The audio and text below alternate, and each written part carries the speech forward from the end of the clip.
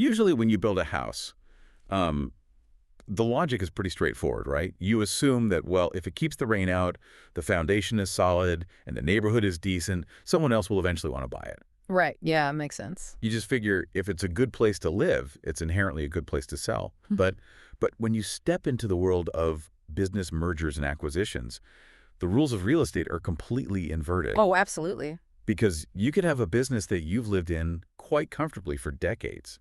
I mean, it pays your mortgage, it funds your vacations, the metaphorical roof isn't leaking. But when you finally hang a for sale sign on the front door, the market looks at it, assesses the risk, and just walks right on by. They don't even make an offer. Exactly. Yeah.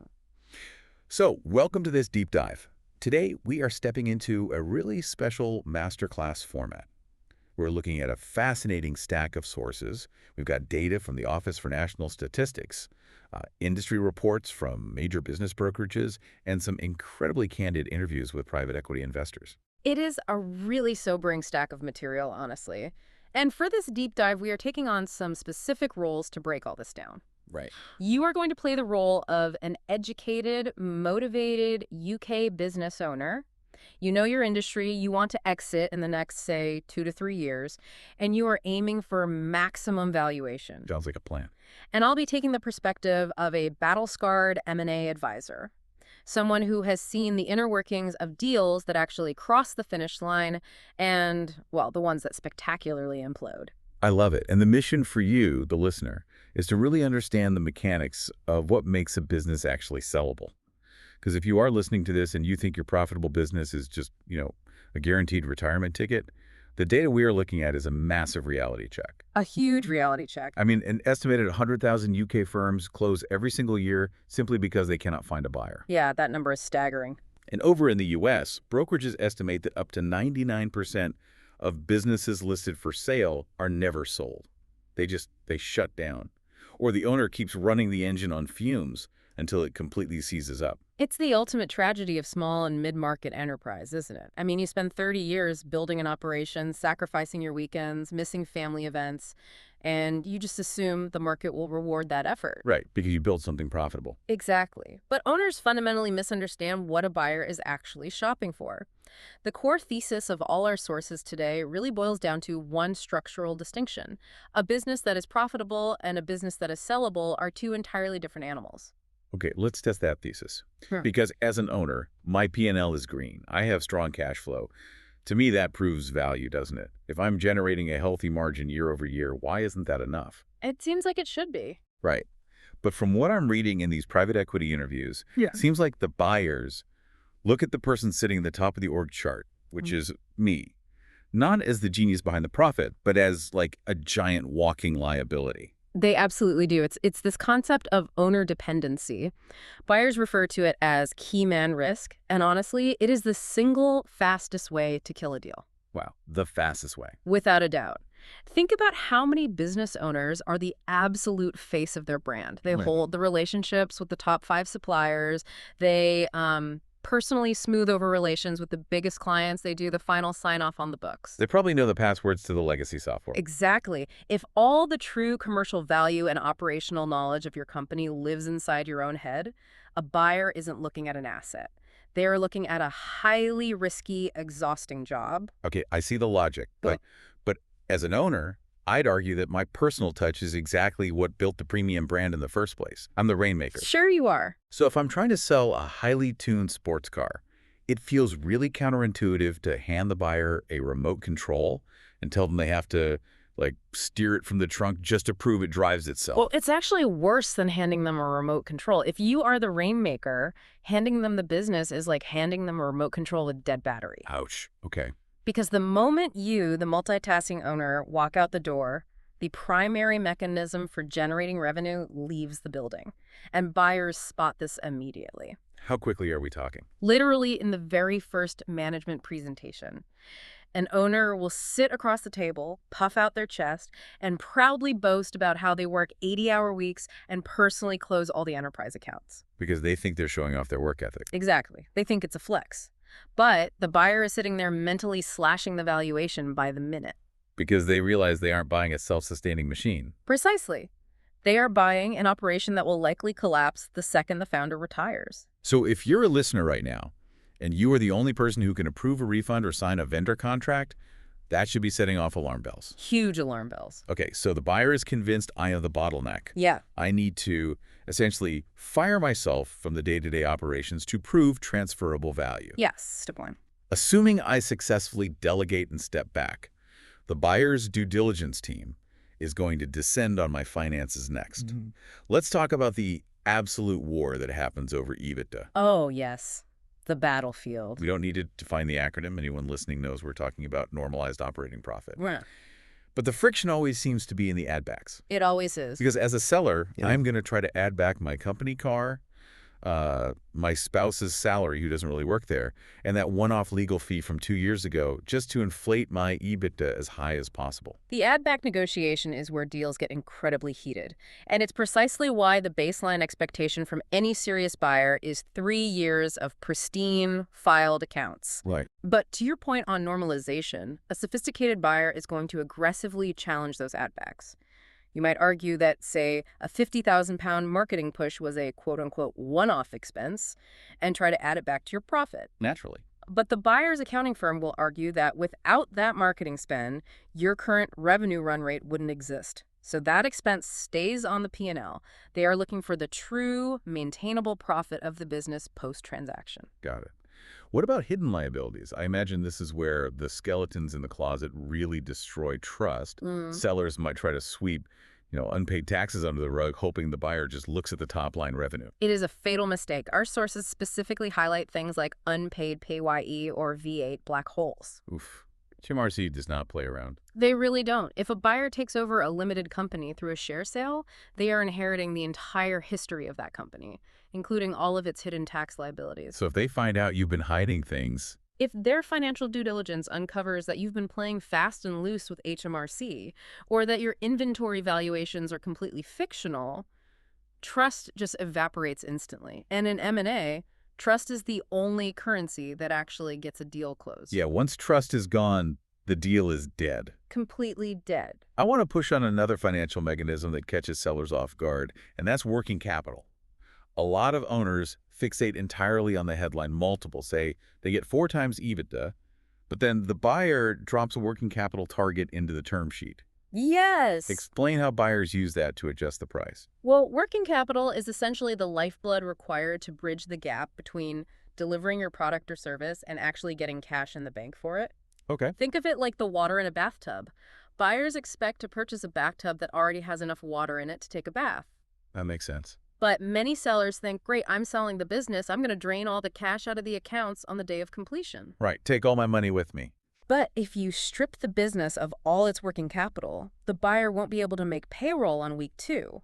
So the buyer calculates a historical average of the working capital you usually need to operate. Right, if you fall short. If you deliver the business with less than that target, Yeah. they deduct that shortfall pound for pound from the purchase price. Wow, which is a brutal wake-up call for an owner expecting a specific payout at closing. Very brutal. Okay, so we've sanitized the balance sheet. We understand the working capital peg.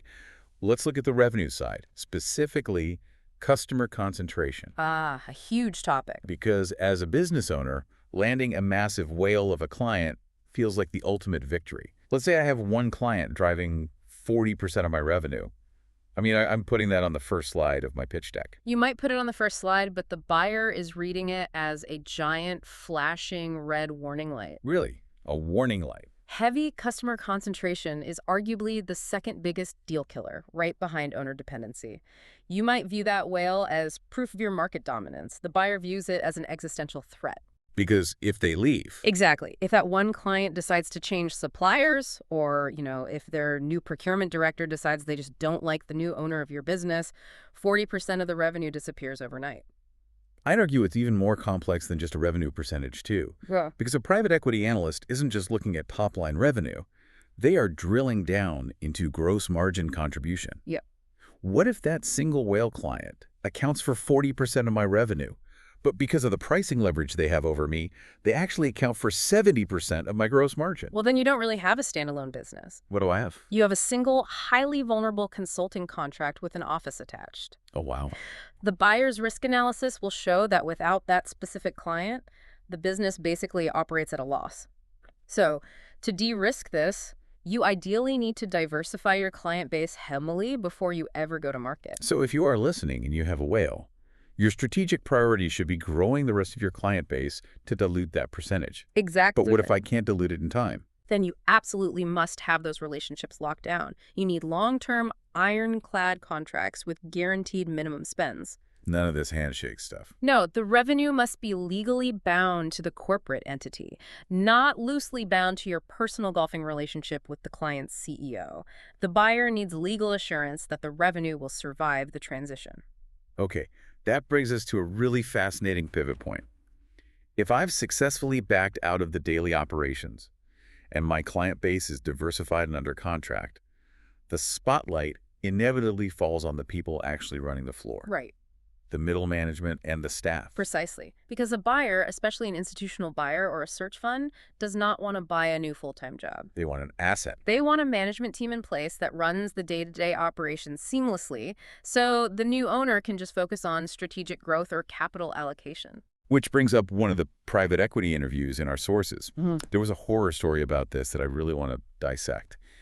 An investor bought a business, I think it was a pre-pack administration deal, and inherited 45 staff members. Oh, I remember this one. Yeah, there were 0 written operational processes, no formal management structure, and the absolute kicker: almost everyone on the payroll was related to each other. The classic EastEnders drama scenario. Yes. It is a brilliant example of what makes a business completely unsellable.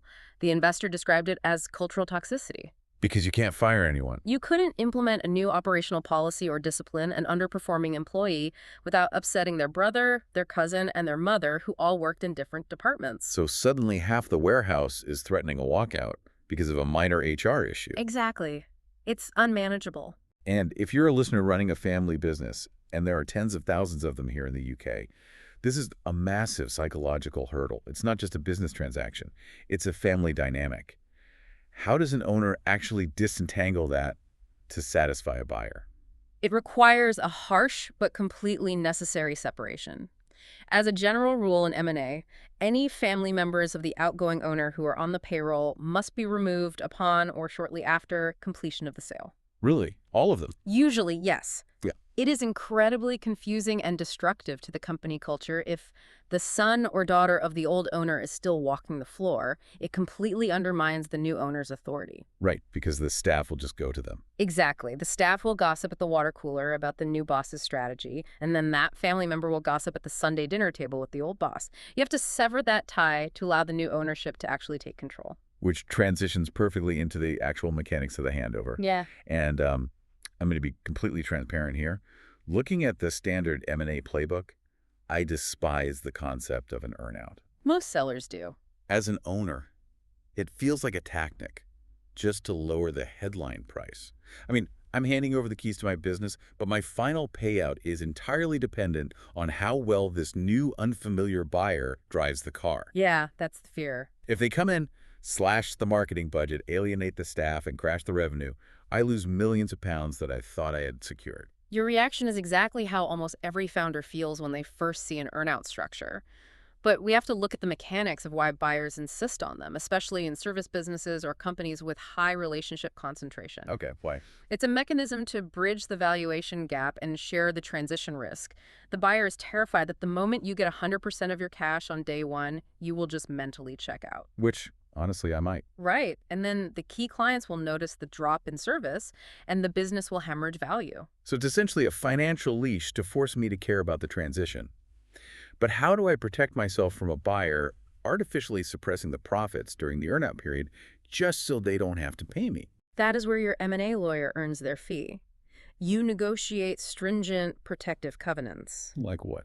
You contractually mandate that the buyer cannot reduce the marketing spend below a certain threshold. You stipulate that they cannot merge your sales team with their existing sales team in a way that obscures your specific revenue tracking. Okay, that makes sense. Alternatively, if an earnout is an absolute deal breaker for you, you structure a highly specific consultancy agreement. You are paid a fixed, significant monthly fee to stay on for 6 to 12 months post-completion, with your only mandate being client retention and management handover. So it aligns the incentives without tying my payout to the buyer's potentially flawed operational decisions. Precisely. And the incentives have to be aligned, or the transition phase just turns into a war zone. Our sources note that outgoing owners who feel slighted during negotiations can subtly poison the well, turning staff against the new buyer before the ink is even dry. Oh, I've seen it happen. One key technical director leaves because they are spooked by the old owner's grumbling. Then the lead sales rep follows, and within a quarter, the buyer is holding an empty shell. It all unravels. It does. A successful handover requires rigid, pre-agreed communication. The sale and purchase agreement should dictate that all announcements to staff, suppliers, and customers are joint statements. You project absolute, unshakable stability to the market. Let's zoom out a bit and look at the sheer scale of what we've discussed today. I need to replace myself in the daily operations, build a robust middle management team, document every unwritten process, ensure 3 years of flawless financial audits, diversify my revenue away from whale clients, and negotiate complex earn-out protections. It's a lot. This isn't something I can pull together in a quarter. No, it really isn't. And this brings us to the final and arguably most critical variable in a successful exit timeline. The brokerage data is incredibly emphatic on this point. The sellers who achieve premium valuations and clean exits start preparing 2 to 3 years before they actually want to sell. But why does it take that long? If the market is hot, why can't I just decide in January that I want to cash out by June? Because if you decide in January that you want out by June, you are not selling a business, you are fleeing a burning building. Wow. Fleeing a burning building. And institutional buyers can smell the smoke from a mile away. That is a stark way to put it. Let's take that further. What does fleeing a burning building actually look like in the data? It looks like desperation. Most owners don't seriously consider their exit strategy until they hit a wall. Like what kind of wall? It could be a sudden health crisis, the loss of a key business partner, or just absolute bone-deep burnout after navigating a recession or a pandemic. They wake up one morning and simply cannot face going into the office anymore. And when you go to market in that state, you have absolute zero leverage. None. You are forcing a fire sale. You don't have the energy to endure 6 months of grueling due diligence, so you concede on price, you concede on terms, or worse, you accept a bad deal that falls apart at the last minute, leaving you more exhausted than before. That sounds like a nightmare. It is. And keep in mind the macro environment.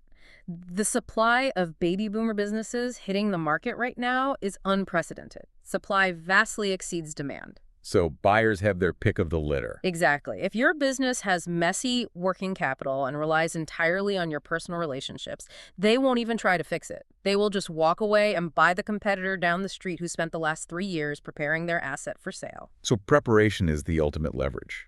It's the difference between strategically renovating a house while you comfortably live in it versus frantically trying to patch holes in the drywall while the open house is actively happening. That is the exact dynamic. When you prepare early, you dictate the terms. You aren't selling out of desperation. You are offering a premium, de-risked asset to a competitive market. All right, so if you are listening to this, the reality check has been delivered. Let's say I am that motivated owner. I am 2 to 3 years out from my ideal exit date. I want that premium valuation, and I want to dictate my terms. Okay. What is the very first tangible action I should take this week to get the clock started? This week, I want you to walk into your business, sit at your desk, and look at your operation as if you are a hostile outside investor. Okay, looking critically. Identify one single area where you are the primary bottleneck. It might be that you are the only one who signs off on employee expense reports. It might be that you personally handle negotiations with a specific, difficult supplier. Or maybe you are the only one capable of closing the final stage of a major sales pitch. Just pick one thing. And once I've identified it, Empower someone on your team to take it over. Document exactly how the process should be executed, hand them the authority, and then physically step back. that's easier said than done. It is, but you have to stop micromanaging. Let them make mistakes if they have to, but get that task permanently off your desk. That is step one, because every time you remove yourself as a bottleneck, you incrementally increase the transferable value of your business. And it frees up my time, too. Exactly. As an added bonus, once you stop suffocating the daily operations, your business often starts to grow organically again. It's incredibly practical advice. And honestly, it highlights a profound shift in mindset. It forces you to trust the team you've built, rather than constantly validating your own ego by being the center of the universe. It requires deep humility. But that humility pays off exponentially when it comes time to negotiate a multiple. To bring all these complex threads together for you listening, Oh, we've covered some hard truths today. We started with the shocking statistics of businesses that simply vanish into thin air because they were built to generate profit for an owner, not to be transferred to a buyer. yeah, that 99% failure rate in the U.S. is a tough pill to swallow. It really is. Yeah. And we've dissected the danger of being indispensable, the absolute necessity of clean financials and normalized EBITDA, the risks of customer concentration, and the cultural landmines of family staff and poor handover planning. And we've stressed that mitigating all these risks takes time. It is a multi-year project of deliberate, structured corporate hygiene. But here is the genuinely encouraging takeaway from all the data we've reviewed. None of these problems are unfixable. Not a single one. Right, not a single one is a permanent death sentence for your business, provided you have the runway to address them. That is the crucial point. The business owners who take action early always have more options. They have the luxury of time to negotiate, they command significantly higher valuations, and they ultimately achieve far better financial outcomes than those who wait until they are totally exhausted and just want to throw the keys at whoever will take them. Because if you build repeatable systems, sanitize the numbers, and aggressively step back from the daily grind, you undergo a fundamental transformation. You stop being a highly stressed employee of your own company, and you become the owner of a highly desirable liquid asset. It's the classic shift from working in the business to working on the business. And in the context of M&A, it is the only way to ensure your financial legacy actually survives your departure. Which leaves us with a final provocative thought for you to mull over as we wrap up this deep dive. Look closely at your own operation tomorrow morning. If you couldn't log into your email, authorize a payment, or step foot in your building for an entire month, would you have a valuable autonomous asset that an investor would fight to buy? Or do you just have a highly demanding, fragile job that you've cleverly disguised as a business?